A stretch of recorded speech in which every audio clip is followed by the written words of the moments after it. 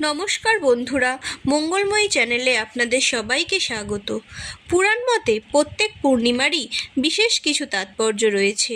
আগামী পূর্ণিমা হল গুরু পূর্ণিমা।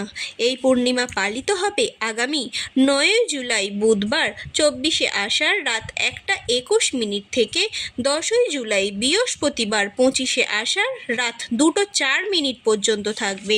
এই গুরু পূর্ণিমায় মহাভারত রচয়িতা মহর্ষি বেদব্যাস জন্মগ্রহণ করে বলে এই পূর্ণিমাকে ব্যাস পূর্ণিমাও বলা হয়।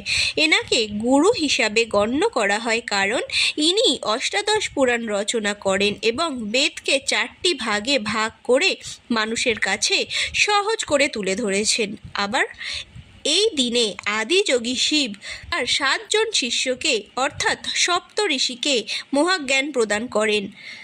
সংক্ষেপে এই গুরু পূর্ণিমা আমরা পালন করি আমাদের গুরুদের প্রতি শ্রদ্ধা ও সম্মান জানানোর জন্য, যাতে গুরু আমাদের মনের অন্ধকার দূর করে জীবনকে সঠিক পথ দেখাতে সাহায্য করে।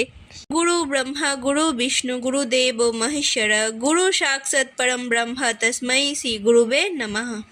জয় মা মঙ্গলময়ী, সকলের মঙ্গল হোক।